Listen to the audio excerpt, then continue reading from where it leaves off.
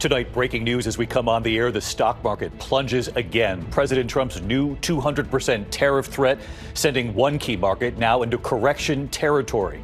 Also tonight, the new poll showing Americans are concerned by what they're seeing. Also tonight, the major storm moving across the country, the Midwest and Northeast next. And the mother arrested tonight, accused of keeping her stepson captive in their home for more than 20 years since he was a boy.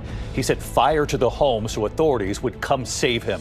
First tonight, President Trump defiant, escalating his trade war with America's allies. The Dow falling another 537 points today. The S&P 500 slipping into correction territory tonight. The president insisting he's not backing down.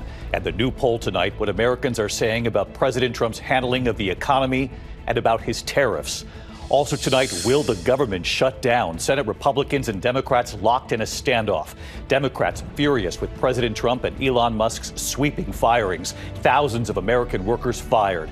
And they're angry over the tariffs. But do Democrats want to be responsible for shutting down the government? Rachel Scott and what she just learned. Tonight, the powerful cross-country storm. A confirmed tornado tonight, severe storms and possible tornadoes moving into the Midwest. Then the system hits the Northeast. Lee Goldberg has the forecast. That horrific case, a mother accused of holding her stepson captive for more than 20 years. The stepson, now 32, weighing just 68 pounds, setting fire to the home, hoping firefighters would come save him. And when asked if he was hungry, he said, all day, every day, my entire life. The major headline tonight in the search for that missing Pittsburgh college student on spring break in the Dominican Republic. Tonight, the International Police Agency, Interpol, now involved in this case. Overseas tonight, Vladimir Putin and what he's now signaling about the U.S.-backed ceasefire for Ukraine and Russia. Putin now saying he wants to talk to President Trump. James Longman in Ukraine. Back in the U.S., the chilling 43-second video tonight emerging in that case of the two girls murdered while on a trail, being followed by the suspect. And now in the video, you can hear what the girls say about the man who was following them. The alarming scene, green flames seen shooting from manholes, students evacuated, an entire campus shut down. And America Strong tonight, you'll remember the 13-year-old girl who famously struggled with the national anthem, forgetting the lyrics. The man who stepped in to help. Tonight, 22 years later, she returns. And you have to see how it goes this time. From ABC News World Headquarters in New York, this is World News Tonight with David Muir. Good evening, and it's great to have you with us here on a very busy Thursday night. We have a lot to get to, and we begin here with the stock market plunging again as President Trump escalates his trade war with America's allies. The Dow closing down more than 500 points today. The S&P 500 now in correction territory tonight. All of this today after the president announced a 200% tariff on all wine, champagne, and alcohol from France and other European countries. His retaliation for the European tariffs on American goods that were a response to President Trump's tariffs in the first place. The Dow tonight closing down 537 points, closing at 40,813. President Trump today with NATO's Secretary General visiting, defending his tariffs, saying, I'm not going to bend at all. And tonight here, the new poll just in showing Americans are growing very concerned, weighing in on the president's handling of the economy so far and on his tariffs on our neighbors, Canada and Mexico. ABC's chief White House correspondent Mary Bruce leading us off tonight. Tonight, an ominous new sign the president's escalating trade war is taking a real toll on the American economy. The Dow plunging more than 500 points. And for the first time in 2 years, the S&P 500 closing down 10% from its recent peak, going into what's known as correction territory, an alarm bell for investors that the current roller coaster ride is far from over. Still, President Trump insisting he's not backing down from his sweeping tariffs. You are not going to change your mind. No, not. Look, we've been ripped off for years, and we're not going to be ripped off anymore. No, I'm not going to bend at all. In fact, today, Trump vowing to go even further, threatening a 200% tariff on all wine, champagne, and alcohol coming out of France and the European Union, saying it's in response to the, quote, nasty 50% tariff on U.S. whiskey that the EU announced in retaliation to Trump's tariffs on steel and aluminum. Economists warn American businesses will foot the bill for Trump's tariffs and pass the costs along to consumers by raising prices. And Tyler Armstrong, who owns a wine shop in Greenport, New York, worries that's exactly what he'll have to do. 70% of the wine he sells comes from Europe. I would hope that I wouldn't be paying I would be paying $60 a bottle for a wine that I pay $20 a bottle for now, because then a $30 bottle of wine could cost $90 for the consumer. Trump acknowledges Americans may take a hit, but argues it's worth it, that our trading partners like Europe, Mexico, and Canada need us more than we need them. Now, there'll be a little disruption, but it won't be very long. But they need us. We really don't need them. Canadian leaders say that's not true. We're your largest customer. There's no one that buys more products off the United States than we do. You're going to be paying a lot more for everything right across the board because you can't get aluminum anywhere else. You only produce 16% of your aluminum. We ship in over 60%. So anything that has aluminum, you're going to pay more.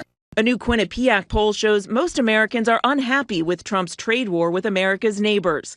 58% disapprove of how he's handling trade with Canada, while only 36% approve. And 56% disapprove of how he's handling trade with Mexico, with 37% approving. Overall, 54% of Americans disapprove of how Trump is handling the economy. 41% approve. Today, I pressed the president. Many American small business owners say they are concerned that these tariffs are going to hurt them. What's your message to them? They're going to be so much richer than they are right now. And we have many. Yesterday, General Motors was in. They want to invest $60 billion. The people from Facebook were in yesterday. They're going to invest $60 billion by the end of the year. But those are huge companies. Small business owners like Jeremy Peterson, who runs a pet food company in Windsor, Colorado, doesn't have the time or the money to wait out a trade war. So we need to take these tariffs off the table so that we can get certainty and move forward, just trying to create a living for us and our family and everyone involved with our business.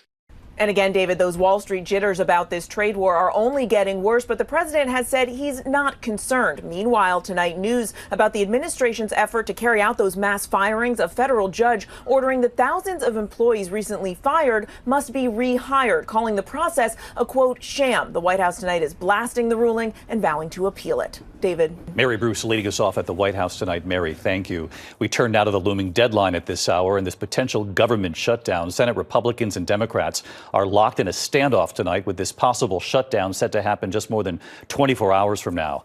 Democrats furious with President Trump and Elon Musk for firing thousands and angry over tariffs and the markets, but unsure what to do and whether they want a shutdown blamed on them.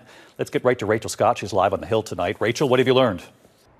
Well, David, Senate Democrats are making this last-ditch effort to try to block a Republican proposal to keep the government open, all in protest of President Trump, Elon Musk, and those sweeping cuts across the federal workforce. But late today, Democrats privately acknowledged they do not have the votes. And just moments ago, Senate Minority Leader Chuck Schumer said he will be voting to keep the government open. Look, the reality here is that even though Democrats are furious at President Trump's tariffs and those mass firings across the federal workforce, they do not want to be responsible for shutting the government down. So tonight it does appear that Democrats will be helping Republicans avert this shutdown with just over 24 hours to go, David. And you'll be there, Rachel Scott, live on the Hill for us. Rachel, thank you. In the meantime, to this powerful cross-country storm, millions on alert at this hour. The storm's headed to the Midwest and the Northeast next. Severe storms and possible tornadoes. Storms already battering California. Blizzard conditions in the San Bernardino Mountains. A tornado ripping through Pico Rivera, California around 3 a.m., bringing down trees. First responders in San Juan Capistrano rescuing a driver from a vehicle that was washed right into a rushing creek. This storm on the move at this hour. Chief Meteorologist Lee Goldberg from our station WABC right here in New York, timing it all out again tonight for us. Hey, Lee. Hey, David, this storm could be a real wrecking ball as it moves across the country. Now, right now, it's rain and mountain snow confined to the west, but out ahead of the storm, way out ahead of it, a surge of wind and unseasonable warmth, and that's elevating the fire danger. So you have red flag alerts across a dozen states. Now, these places will get rain. By the time we get to tomorrow night, we're starting a multi-day severe weather outbreak.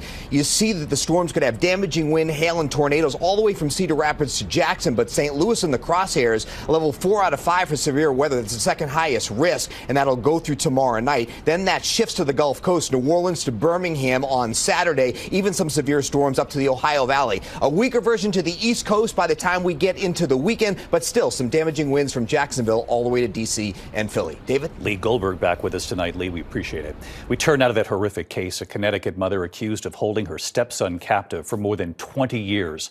That stepson, who is now 32, weighing just 68 pounds. Setting fire to the home, he was hoping firefighters would come save him. And when asked if he was hungry when he was saved, he said, "All day, every day, my entire life." Here's Whit Johnson.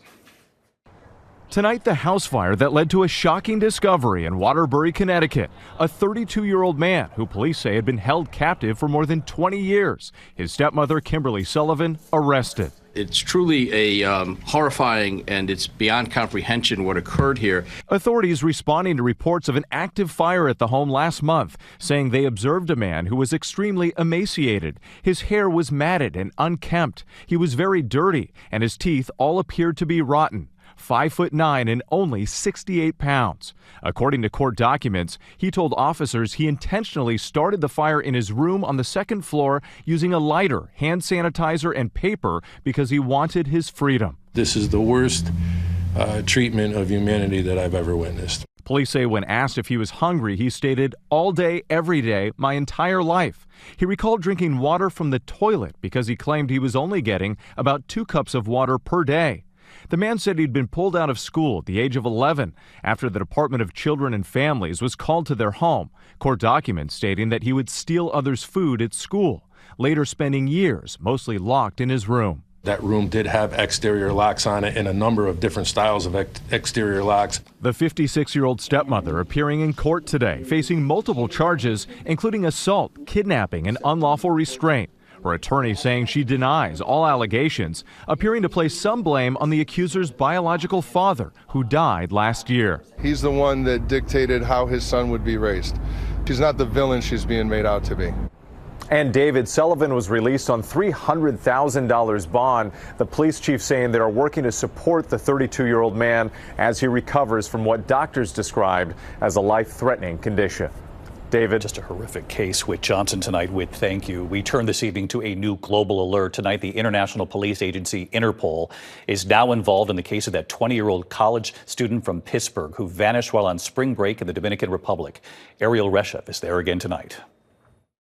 Tonight, the global alert. Interpol now involved in the case of missing 20-year-old University of Pittsburgh student Sadiqa Kananki. The global missing person alert, called a yellow notice, was issued at the request of the Loudoun County, Virginia sheriff, where Kananki's family lives. Officials in the Dominican Republic say Kananki was last seen on this surveillance video walking to the beach with 24-year-old Joshua Reeby around 4 a.m.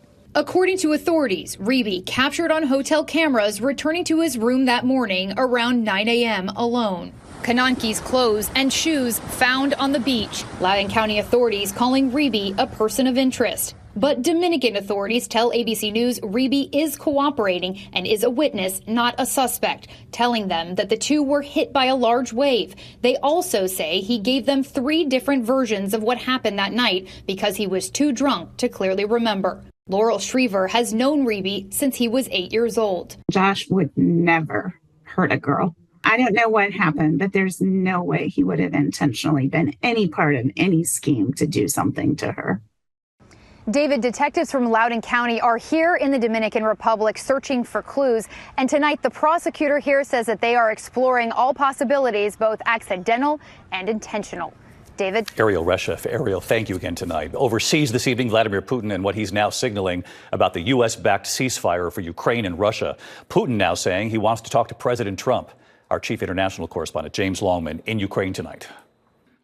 Tonight, Vladimir Putin, in his first public response to the US-backed 30-day ceasefire plan with Ukraine, says he broadly supports the idea for a temporary ceasefire, but only with conditions, and that is not what the US demanded. Putin starting with a rare thank you to President Trump, but then saying there are issues that we must discuss with our American colleagues, saying he wants to call President Trump. Those issues include taking back territory seized by Ukraine in Russia's Kursk region, and Putin demanding that in any pause, Ukraine not rearm, train or mobilize troops. At the White House today, with NATO Secretary General Mark Rutte, Trump said he'd love to meet or talk with Putin, calling the Russian leader's comments very promising. Trump says he told his special envoy Steve Witkoff to discuss Ukrainian territory during his talks with Putin in Moscow tonight. We've been discussing with Ukraine land and pieces of land that would be kept and lost and all of the other elements of a final agreement.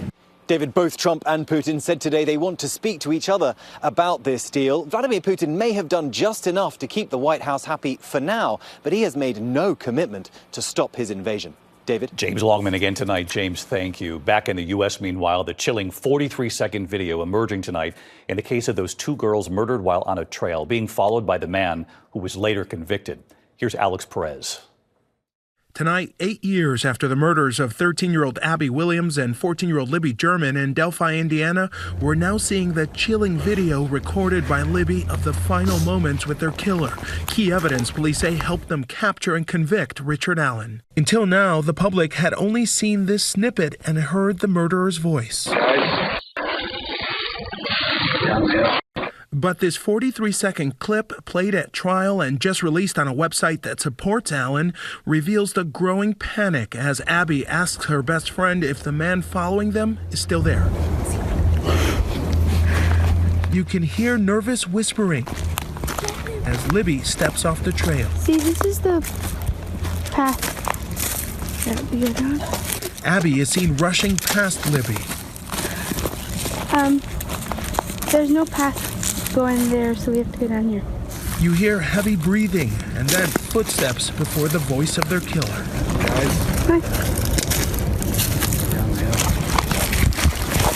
Abby and Libby were ordered down that hill, police say, at gunpoint and killed.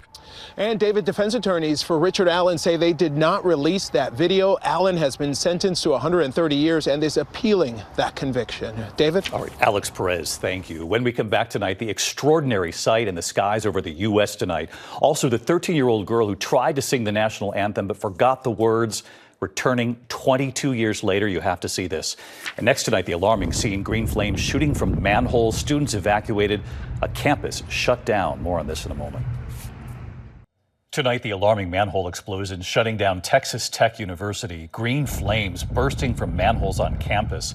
Reports of a gas odor. Parts of the school evacuated. More than 40,000 students were sent home early for spring break. There's no word on the cause tonight. When we come back, the spectacular sight over the U.S. tonight, what you'll see, and the 13-year-old, the national anthem, and what's now happened 22 years later. To the index, the spectacular sight in the skies tonight. Millions of Americans will see the blood moon total lunar eclipse just before midnight in the east, totality occurring at about 2:25 Eastern time. When we come back tonight, she was 13, singing the national anthem and forgot the words. You might remember this. 22 years later, the comeback in a moment.